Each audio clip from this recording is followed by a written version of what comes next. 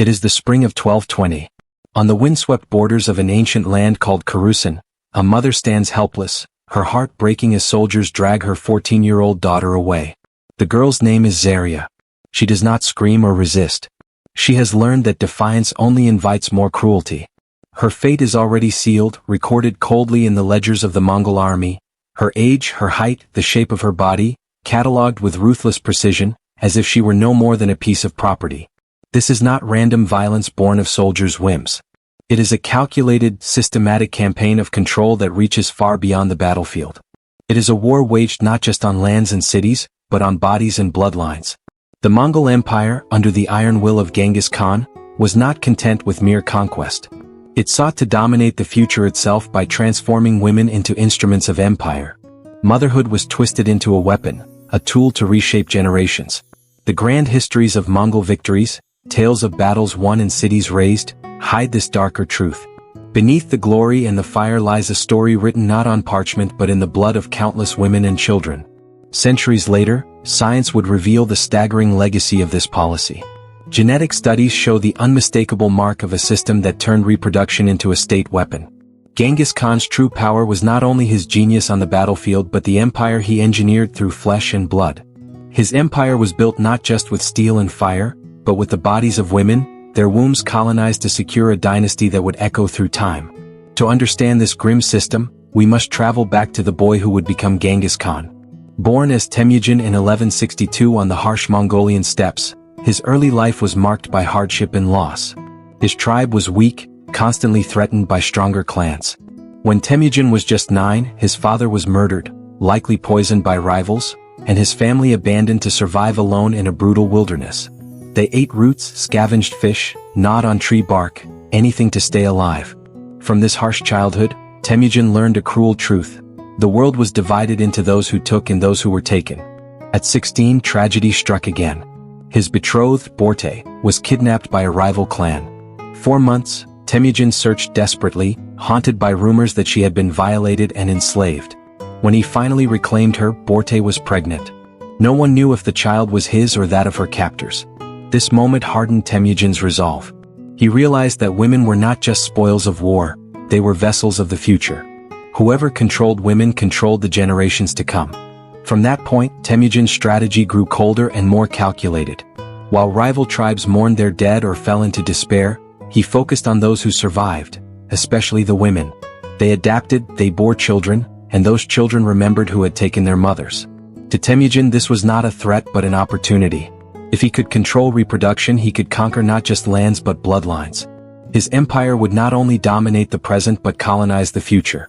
By 1206, when Temujin was crowned Genghis Khan, ruler of all Mongol tribes, he had already laid the foundation for what his administrators would call the permanent sowing system.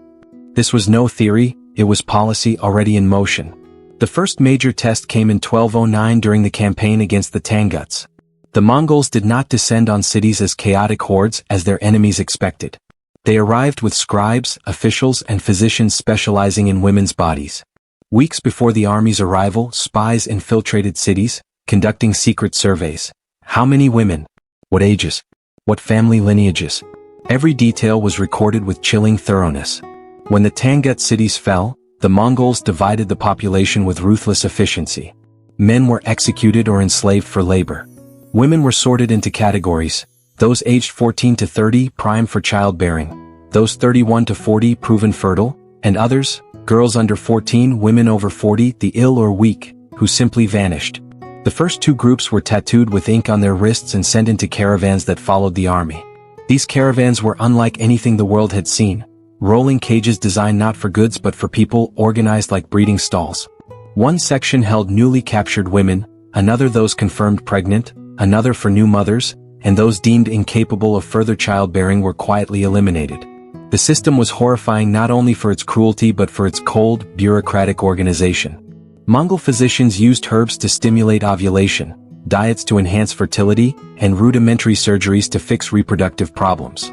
Women were no longer seen as human beings but as breeding stock, carefully maintained to maximize output. The empire kept meticulous records of conception rates, births, and reproductive efficiency. The horror was not only in the violence but in the precision with which it was administered. This was not chaos, it was design. Genghis Khan had bureaucratized cruelty. The caravans stretched for miles, moving like rivers of human misery behind the Mongol armies. These were not random prisoners. They were organized with military precision. Each caravan had specialized divisions: capture, sorting, acclimatization, early pregnancy, late pregnancy, delivery, postnatal care, reassignment, or disposal. Each division was run by officials, healers, guards, and scribes who ensured that no part of the cycle was left to chance. The caravans traveled with their own infrastructure: wagons outfitted as makeshift hospitals, prison tents for different stages of pregnancy, and morgue wagons to dispose of women who died during processing. They were mobile cities of horror, trailing the armies like a shadow no one could escape. The brilliance of the system, if such evil can be called brilliant, was not only its efficiency but its permanence. Genghis Khan had recognized a truth most conquerors ignored: plunder ends, kingdoms fall, but genetics endure. A raid might be temporary, but a bloodline could last forever. Every child born from these caravans carried the genetic mark of conquest, and those children would one day have children of their own. Victory in this sense was eternal. Modern science has confirmed this chilling reality. Genetic studies reveal that around 16 million men alive today are direct descendants of Genghis Khan and his immediate male line. That equates to roughly 1 in every 200 men on Earth. In Mongolia, the percentage is even higher, about 8%.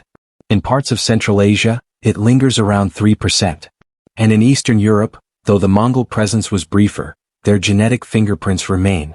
But the statistics tell only part of the story. This system did not end with Genghis Khan himself. His heirs carried it forward. His successor Ogedi Khan refined the methods during the European campaigns.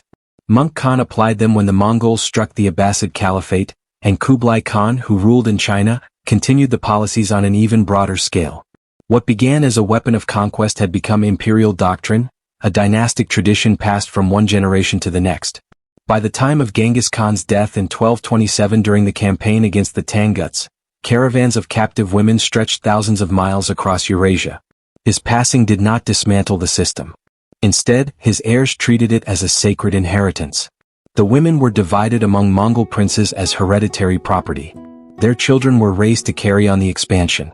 The system had become so embedded in Mongol rule that it functioned like a manual for empire. Even in death, Genghis Khan's shadow consumed women's lives. His funeral rites reportedly included the slaughter of 40 maidens buried alive with his body. Yet this public sacrifice was only the surface. The true funerary offering was far larger. Thousands of caravan women were executed to prevent escape during the fragile transition of power. Their corpses filled mass graves, buried with the same cold bureaucracy that had defined their lives. Archaeologists have begun to uncover these graves. The evidence matches the records. Burial pits filled with young women lie apart from the warrior tombs. Their bones bear scars of starvation, untreated fractures, and the physical toll of forced marches. Among them lie the remains of infants and small children tossed aside without the rituals normally given to Mongol dead. One excavation near ancient Bokhara unearthed a haunting scene: the skeletons of an adult woman and a teenage girl buried side by side. DNA tests proved they were mother and daughter. Isotope analysis revealed something even more tragic.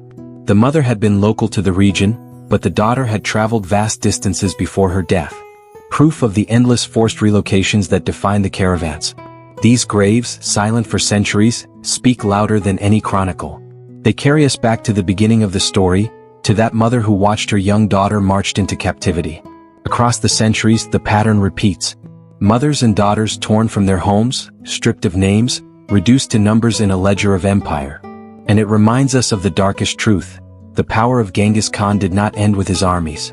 It lived on in the bodies of women, in the children born of violence, in the bloodlines scattered across continents. His empire was not only written in stone, steel, and fire but inscribed in flesh. The Mongol conquest was unlike any the world had seen before, not merely a campaign of swords and arrows, but a meticulously engineered system of domination that extended deep into the most intimate realms of human life. Genghis Khan's vision was clear: to secure his empire not only through military might but by controlling the very bloodlines of the peoples he conquered. This was a conquest of generations, a strategy that transformed women's bodies into battlegrounds of empire. The permanent sowing system, as it would later be called by Mongol administrators, was no haphazard cruelty. It was a cold, calculated policy, implemented with ruthless efficiency. The first major trial of this system came during the campaign against the Tanguts in 1209. Unlike the chaotic hordes their enemies feared, the Mongols arrived with scribes, officials, and physicians who specialized in women's health. Weeks before the army's arrival, spies infiltrated cities, conducting secret surveys to catalog every woman, her age, physical traits, family lineage, recorded with chilling precision on scrolls. When the cities fell, the Mongols divided the population with merciless efficiency. Men were executed or enslaved for labor. Women were sorted into categories. Category 1, ages 14 to 30, deemed prime for childbearing. Category 2, ages 31 to 40, women who had already proven fertile. And Category 3, girls under 14, women over 40, the ill and the weak. The first two categories were tattooed with ink on their wrists and sent into caravans that followed the army. The third category simply vanished, erased without record. These caravans were unlike anything the world had seen before. They were rolling cages designed not for goods but for people, organized with compartments like breeding stalls. One section held newly captured women, another those confirmed pregnant, another for new mothers, and those deemed incapable of further childbearing were quietly eliminated. The system was horrifying not only for its cruelty but for its organization. Mongol physicians used herbs to stimulate ovulation, diets to enhance fertility, and rudimentary surgeries to fix reproductive problems. Women were no longer seen as human beings but as breeding stock, carefully maintained to maximize output. The empire kept detailed records of conception rates, successful births, and reproductive efficiency per unit. The cold bureaucracy of this system was staggering. Assaults, pregnancies, births, and even infant fates were tabulated with the same precision as spoils of war. The caravans stretched for miles, moving like endless rivers of human misery behind the Mongol armies. These were not random prisoners but carefully organized populations. Each caravan had specialized divisions: capture, sorting, acclimatization, early pregnancy, late pregnancy, delivery, postnatal care, reassignment, or disposal. Officials, healers, guards, and scribes ensured that no part of the cycle was left to chance. The caravans traveled with their own infrastructure: wagons outfitted as makeshift hospitals, prison tents for different stages of pregnancy, and morgue wagons to dispose of women who died during processing. They were mobile cities of horror, trailing the armies like a shadow no one could escape. The system's brilliance, if such evil can be called brilliant, was not only its efficiency but its permanence. Genghis Khan understood a truth most conquerors ignored: plunder ends, kingdoms fall, but genetics endure. A raid might be temporary but a bloodline could last forever. Every child born from these caravans carried the genetic mark of conquest, and those children would one day have children of their own. Victory in this sense was eternal. The Mongols did not merely conquer territory, they conquered wombs. Chinese records from the campaign against the Jin Empire in 1211 describe the scale of this system. In one city alone, Chengdu, more than 40,000 women of childbearing age were seized. Over 100,000 women were divided into specialized caravans stretching for miles behind the advancing armies. No longer were women abducted in isolated acts of war. Each caravan was designed like a factory of flesh. The divisions were clear: capture, selection, acclimatization, a cruel euphemism for the routine assaults that broke resistance, followed by pregnancy, childbirth, and eventual reassignment. Every birth led to another judgment. Infants who bore enough Mongol traits were separated from their mothers and raised by Mongol families. Those who did not pass inspection were simply removed. Their existence ended before it began. The Mongols had written protocols for every form of defiance. A woman who refused to eat was force-fed until she surrendered the idea that her body was her own. If one attempted to miscarry, she was placed under constant surveillance, sometimes even bound during her final months. Those who scarred or mutilated themselves to prevent pregnancy were kept alive long enough to be displayed as living warnings to others. Mothers who dared to smother their newborns rather than see them raised by strangers endured public torture, transforming acts of compassion into performances of terror. Through this, Genghis Khan achieved something far more sinister than ordinary conquest. He was not satisfied with cities that could one day rise again in rebellion. He sought to seize the very bloodlines of conquered peoples. Rape was elevated to state policy, and motherhood was twisted into a tool of empire. Each pregnant woman in the caravans was no longer just a captive. She was a seed of conquest planted for generations to come. Chinese and Persian archives preserve fragments of these records, revealing a staggering logistical web. By 1220, the caravans contained over 200,000 women spread along routes stretching from Mongolia all the way to Eastern Europe. Supply stations existed where women were inspected like livestock, field hospitals dedicated to forced births, and sorting centers where the fate of each child was determined. This was not chaos. This was design. The true horror lay not only in the violence itself but in the precision with which it was administered. Genghis Khan had bureaucratized cruelty. His scribes wrote down assaults with the same attention they gave to infantry movements. His physicians experimented on female bodies with the same dispassion as they devised siege strategies. His administrators calculated fertility rates with the same precision they used to count silver and gold taken from defeated cities.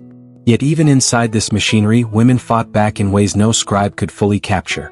They created silent codes, a flick of a hand, a shift in posture, to warn of planned escapes, hidden abortive practices, or secret poisons. Some nursed their babies with tainted milk so the infants would die quietly, leaving no trace. Others learned to vomit food discreetly, starving themselves slowly until they became too weak to carry a pregnancy to term. Some deliberately wounded themselves, infecting cuts so that fevers would complicate reproduction. But the deepest resistance was not physical. It was emotional. Mothers invented rituals to remember the names of children taken from them. Women whispered fragments of songs from their villages, carrying scraps of culture into the silence of the night. They could not stop their own suffering, but they tried to ensure that some trace of who they had been would outlast the caravans. By 1219, when Genghis Khan turned against the Khwarezmian Empire, the machinery of reproduction reached its most refined form. The Mongols no longer relied on improvisation. They had perfected protocols for every type of resistance, every type of city, every type of culture. Their intelligence networks grew sophisticated, cataloging not only women but their families, talents, and emotional bonds. This information was weaponized to break captives more efficiently, isolate them, and make them easier to process. The Khwarezmian cities faced not just soldiers and siege weapons but an invisible system they had never imagined. An empire that could conquer not only bodies but bloodlines. Genghis Khan's empire was forged not only through conquest and warfare but through a chilling system that turned women's bodies into instruments of imperial control. This calculated policy of reproductive domination reshaped entire populations, leaving a genetic legacy that endures to this day. Despite the unimaginable cruelty and dehumanization, the resilience and resistance of the women who endured this system remind us of the enduring strength of the human spirit.